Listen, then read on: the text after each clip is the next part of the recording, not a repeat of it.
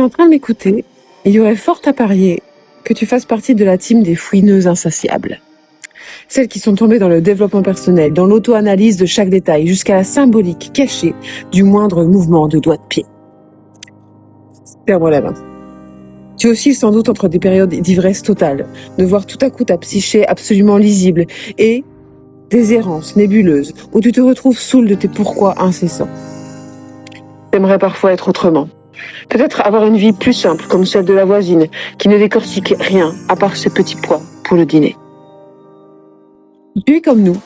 Toi aussi, t'as dû essayer de faire taire la curiosité que tu as de toi-même. T'as voulu arrêter. T'as voulu toucher du doigt la juste légèreté d'exister. Et toi aussi, tout accro que tu es, tu as dû replonger au bout de 2 semaines, complètement en manque et lassé des séries à la télé. Laisse tomber. Arrête de vouloir être quelqu'un d'autre. Te poser des questions sur ton fonctionnement, c'est presque inscrit dans ton génome. En discutant cette semaine, Maïté et moi, on s'est rendu compte que notre inconfort ne venait pas de la dite addiction, mais surtout de ne pas savoir pourquoi. Alors on te pose vraiment la question. Pourquoi ça t'intéresse tellement de gratter, creuser, solutionner l'énigme de ta personnalité ? Beaucoup s'accorderaient à dire « pour savoir qui je suis ». Sauf que cette réponse est nulle. Elle nous place dans une quête stérile.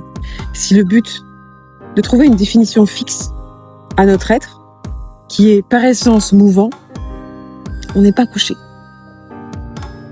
Tente une vraie réponse. Nous, on a trouvé la nôtre. Maïté creuse l'analyse d'elle-même pour décrypter les mystères du vivant. C'est ça qui excite son sourire au quotidien, qui explique pourquoi elle œuvre dans Puissentiel aussi notamment. Moi, je m'assène de questions existentielles à mon sujet pour honorer ma relation aux deux. C'est ça qui me rend sereine. C'est le lien dénué de tout nœud. Quand tu sais vraiment pourquoi tu veux apprendre de toi, c'est à ce moment-là que tu peux contribuer. Ce n'est plus une quête insensée vers une information immobile, le fameux « qui je suis ». On se fiche de savoir qui nous sommes en fait. Ce qui impactera chaque matin le monde, c'est la direction que tu vas offrir à ton action, ta pensée, ton intention.